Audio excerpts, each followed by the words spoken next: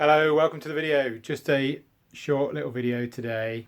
It's a follow-up really. You probably can tell if you're familiar with these, where are they? There we go. With these massive headlights that I'm standing in front of a Nissan Leaf. I did a video, I can't remember how long ago it was actually. I'll put some text in the bottom of this video to let you know. Anyway, I did a video about the front axle click and getting rid of it.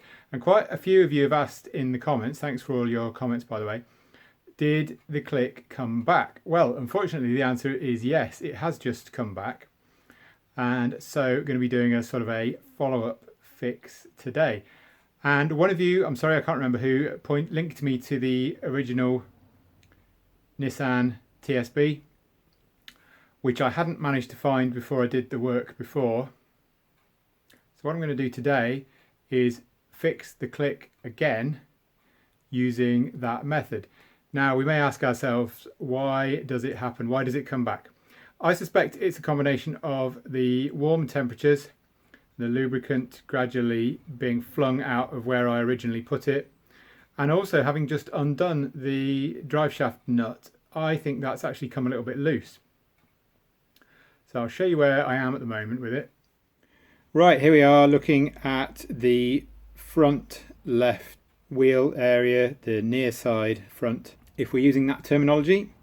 And I'm doing a brake service and I'm going to fix this click as well. So you'll see the caliper is hanging up there, the disc is off, and I have loosened off the nut, and that has enabled me to push the drive shaft or the stub back through, which reveals, let's see if we can get the light on it.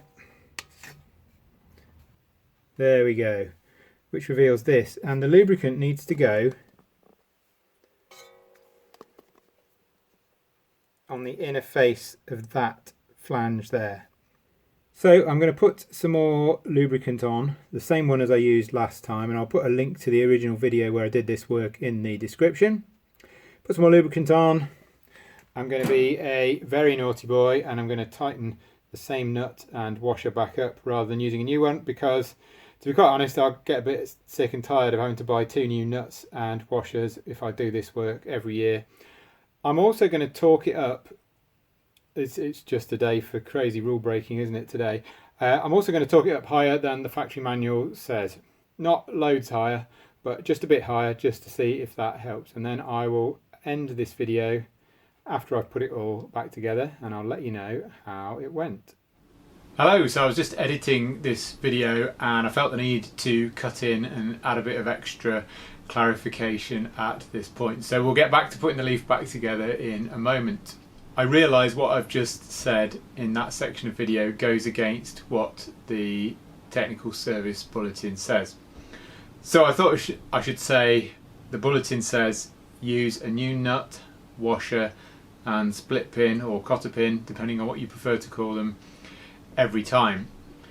And there is an argument to say that by not doing that, I'm actually making it more likely that the click comes back. And I'm aware of that. However, last time I did it, I did use a new nut. I'll just read what it says actually. I've got the bulletin on the screen over here. So if the centre lock nut is reused, the clicking noise could occur. Interestingly, it doesn't say anything about if the washer is reused, but it does say if the centre lock nut is reused, clicking noise could occur. Well, last time I did this, I didn't reuse the nut, and the clicking still came back. So, yeah, not sure where we go with that. You could argue that it's actually the washer, because the washer is dished, so if it loses some of its springiness, that could be encouraging the nut to come loose. So there is an argument to say I should really have used a new washer, and I'm happy to take that criticism. If the click comes back again, which I suspect it will, then maybe I will use a new washer and a new nut, and we'll see where we go from there.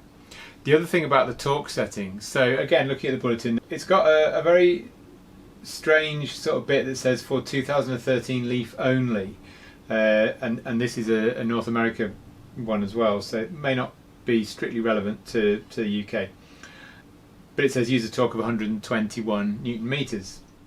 So the bulletin's not particularly clear on this, I feel anyway, because it specifies just for 2013 Leaf only, but it doesn't say a torque spec for any of the other Leafs, so I presume that means we revert to the factory manual. So the manual that I've got, which is a 2015 model year, same as the Leaf I'm working on, says a torque of 130 Newton meters. If memory serves, I decided to go to 150 for the job I was doing in this video, so as I said, slightly higher just to see if that would help prevent the nut from loosening, because when I went to undo it I felt that it had loosened a little bit. Now you may well say, well, hasn't it got that retaining ring to hold the nut in place as well as the split pin? Yes, it has, absolutely, and you can turn that round to get it as tight as you can against the split pin and against the nut, so that there's as little rotation as possible. But it's not a perfect system, so it won't stop even a tiny bit of movement. It will stop a gross movement, you know, if the nut was really starting to undo, it would stop it, of course, but it doesn't stop it turning completely, so there is still some play there, which could just enable it to loosen a little bit. So I hope that's clarified things. I know I should have used a new washer, a new nut. If, or more likely when, I'm going to say this comes back again, then maybe I will try and use a new washer and a new nut and see if that makes any difference. And if it does, then there will be a Nissan Leaf axle click part 3 video. Anyway, for now, back to the main feature. Okay, not sure how well you're going to be able to see that. Yes, you can see it. So it actually turned out to be easier to put the lubricant on the inner face of the bearing rather than on the flange here. Obviously they're going to touch each other once I bolt them back together. So if you just get a little bit of lubricant on your finger and basically hold it over that surface there, then you gradually turn the hub and you can apply it, and you can see I've put that all the way around now.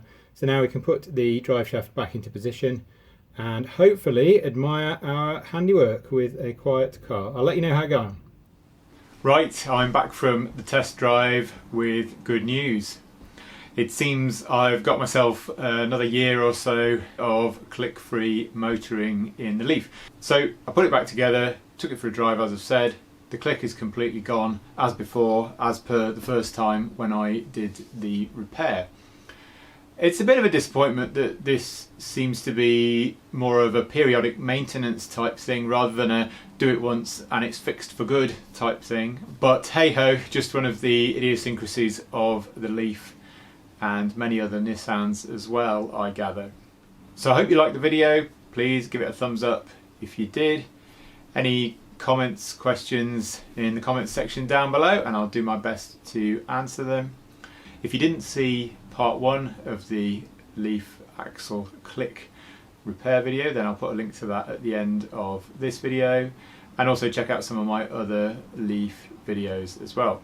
For now then, thanks very much for watching and I'll see you again for the next one. Bye!